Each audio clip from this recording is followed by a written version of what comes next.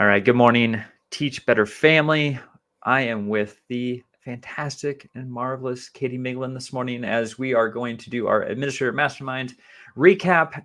We are in the month of October, I can't speak, and we're close to Halloween and talking about student behavior. So, with that, I tried to have, as always, I know Katie had some doubts this morning. I was a little offended by her question of, is this a fun question to start things off? But Katie, I'm going to read this off and let you kind of respond to what the group was discussing here. But my extra fun question this morning was, imagine growing up and you have a class swap card that allows you to exchange your least favorite class growing up with your favorite class at any time you want, which I wish I had growing up. Whose class would you swap out and whose class would you swap into? And it was pretty interesting, the responses. So, Katie, what did you learn about our admin mastermind crew? Well, there was a pretty big variety of answers, which I didn't totally expect because we do find that sometimes educators are like-minded. But there were, a few answers that people who would swap out chemistry, math, or something like that for an elective course, band, orchestra, art, which makes sense, right? We talked about a lot of those classes are more hands-on, they're more engaging, so that made sense. But it was like there was just kind of a mix of some people preferred the English classes, some people preferred science classes or social studies classes.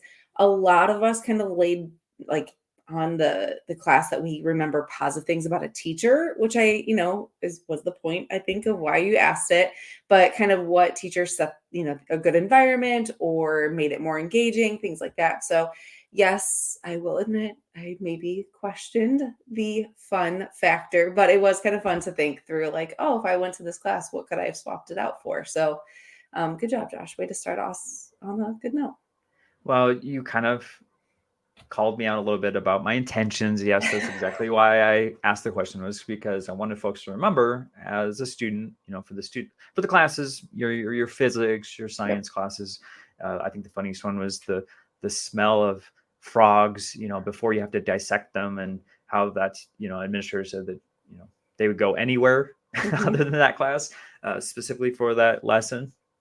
But just remembering like what your behavior was like with certain teachers or in certain subjects, and how that may have gotten in the way of the success of your academics. And so, the first question that kind of like bridged that concept was, how do you differentiate between student misbehavior resulting from boredom or disinterest in the lesson, and maybe an underlying deeper issue going on in their life? Obviously, as administrators, we don't have a lot of time with students, and so we get called on the radio or through a phone or an email, whatnot, or text message like, come save me, get this kid, something's going on. And so you have to kind of rush up. And so we kind of talk through, some of the ways an administrator can figure out what's going on with that student. So Katie, what were your takeaways from, what's going on our campuses? I felt like pretty consistently people said, looking at data, looking at trends, talking to PLCs, talking to other teachers, looking at the student in different settings to see, is this a specific situation? Is it constantly happening with one classroom or teacher? Or is it something that's happening consistently? But one thing that then kind of spiraled was the idea of historical data. And while we know that there is value in looking at how a student performs over time, but then it became a bigger topic of, but is it always good for the student for us to reflect on their history, especially if students have grown or if things have happened and changed? And so it did definitely kind of spiral into more, which I know we'll get into, but I did like the idea that it wasn't just if it's something that's happening, it's not just like in isolation, right? We have to look at the student's behavior over time, but then also looking at the teacher and the setting, because we know sometimes it is a teacher and there's, like a relationship piece, but is there also a mix of students that doesn't work well? Or is it something deeper with the content? Is the student struggle in a reading class or a class that, deals with more numbers and math? And kind of how can you decide the difference? it really just came down to like talking to colleagues and looking at that trend, which I thought was totally appropriate and made sense. Yeah, and through that, the data conversation, it kind of pivoted to the PLC and tier 1 interventions with the RTI process. And so my next question was specifically based on what was being brought up as far as that historical data and some of the technology stuff. So I asked, for those who have the PLC system or a tier 1 intervention committee, what are those teams doing to assist in student behavior, specifically on strategies? Because, Katie, as we know, as educators, as administrators, we can't do this work alone. Correct. We need to make sure that we're partnering with other folks on our campus. So, Katie, what was discussed in regards to PLCs and tier 1 interventions? Well, one of them that stood out, which we all kind of agreed was phenomenal, was a mental health like provider, and being able to partner with counselors and office staff and to be able to provide that assistance immediately is huge. But we also know that that's not necessarily a reality in all of our campuses and districts. So it's something that is like kind of a goal. It'd be great to like kind of a pie in the sky, but the reality is we don't always have that. But some administrators shared having just interventionists specifically tied to content areas, so a reading interventionist or a math specialist or something, so that they can look very specifically at a student through that content lens. And it was kind of interesting. A few people kind of shared how like that has been a change, and so it has helped identify students over time and being able to provide them the assistance they need and give them the appropriate support, when maybe 10 years ago a student like that would have been just identified as like a struggling learner, as kind of a blanket statement. So I do like that we are making gains as far as our support teams in our districts, and how we are really looking at students through specific lens so that we can pinpoint exactly what the problem is versus just kind of that overarching support. Yeah, we don't need to just react versus Correct. behavior. We need to make sure that we're digging in and getting all the information. And I think it just came naturally. I didn't really ask this, was just the fact that, who has access to the data? Yeah. Is there a legal component to that? Do teachers need absolutely everything in the QM folder of a student? And kind of what's the negative and the positive of getting information about a student prior to them even entering your class? So, Katie, will you share about, maybe what was the highs and lows of possessing that data? Yeah, I don't know that we really landed on an answer, and I don't know that there is one, honestly, but there were definitely both sides shared. The one side being the data needs to be provided to teachers so that they can see that and it's not necessarily just like like the grades and the behavior stuff. It's like, at what point do we share information with teachers so that they fully know their students to the best of their abilities?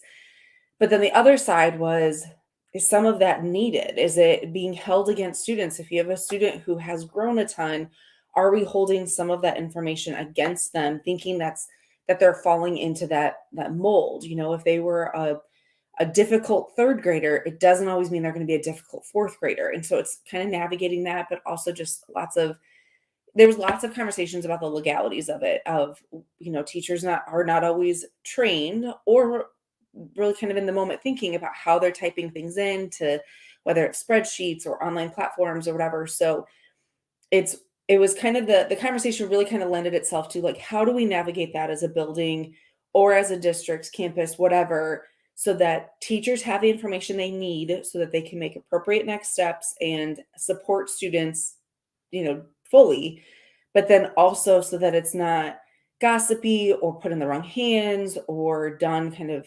unprofessionally. And it's really trying to figure out, it's navigating it, but also trying to train our teachers of like what's appropriate, what's not. And so I think the consensus was, we've got to educate our teachers so that they know what to do with the information, and then also how to report out the information, but also how to advocate for themselves as well. As far as you have an issue with a student, who are the people you can go to get that information? And so it really kind of comes down to looking at your building and deciding how that culture is already established, but then also providing the appropriate resources. And so I know there were several people who kind of talked through like, what do they do in their building? How does a teacher advocate? What happens at PLCs? all that good stuff. But I think it takes some reflection before you can take action. Yeah, I think the conversation was mostly like, no one taught us how to do this. We had to kind of fumble around and figure this out as far as how much we give to our staff, even the transition meetings too. A fifth grader going to do a sixth grade or a middle school, that Right. information getting passed to you, like what do you do with that information, or the vice versa, an eighth grader going to high school and you have to give information to that school, like what is it that's important for them to know without it becoming a negative, a stigma, or Yep. fill in the blank as to what might come of that in a negative way, where the kid is starting off kind of as a negative versus Mm-hmm. a clean slate and trying to make a name for themselves. So yeah, I thought that was a really interesting conversation, and one I think that hopefully will be expanded in our Facebook group, and I want to make mention of that. Yep. So next week is Halloween. Katie, I know you're pretty excited about that. Yeah, And bring the so costumes. I know. So we're going to have a lot of fun next week. So hopefully everyone will join for that. But also, we're starting something new. So if you're already signed up with the Teach Better Mastermind link, if you haven't done that, if you've landed on YouTube, you're checking this out for the first time and you want to be a part of the conversation, go to teachbetter.com/mastermind. We meet every Tuesday morning, 9 a.m. Eastern time. However, in addition to the Zoom link that you'll get for the Tuesday morning meeting, you'll also get this link for Facebook. It's a private group specifically just for our admin, for our mastermind. And we're having conversations already in there to share out resources. If there's something that's going on that you want to collaborate with, as far as the group, that is there for you. But I'm also posting as far as topics that we want to discuss in the future. So, Katie, this is something new that we're doing. So in the month and well, technically on Halloween, we're starting this off. We're kicking off and we're just taking topics that people are suggesting in that Facebook group. And, if you're not in the Facebook group and you want to comment here on YouTube, you can do that too. But I'm taking the Facebook group suggestions and we're going to build out some questions specifically for that to help the needs of our admin. And yeah, I want everyone to join that, get in the conversation, and hopefully it's something that we're getting support throughout the week, not just on Tuesday mornings. Yeah. Pretty excited about that. Yeah, I think that's great. I also want to kind of put a plug out there for if you are an administrator or if you work with administrators, any kind of like leadership role, but that there are people who might struggle to get to the meetings, please let us know, invite them to that Facebook group, because I know I've had conversations with administrators where their buildings open right when our meetings are, and it's just tricky time. So being a part of the Facebook group lets you be a part of the conversation, even when you can't physically be at the meetings. So please, we really want this community to be a place where you can go for resources, have great conversation, but stay connected. So if this is benefiting you, but there's other people who could benefit from, please let us know, invite them, because the more the merrier. We'd love to kind of expand this administrator family for sure. Yeah. Okay, that's such a great point, because that's essentially why we do these recaps, just because folks can't make the meetings and get pulled away, and we know admin life is just insane. So we're here to support in any way possible. We're trying to continue to build out so that we have this community, and we just appreciate each one of you for the work that you do every single day with your students, your community, and your teachers, and we want to continue to support you. So if you have any questions, if you have any needs, please reach out to Katie and I, as we are here for you every single day. Katie, thank you so much for joining me on this wonderful recap, and I cannot wait to see what costume you have next week. We'll see.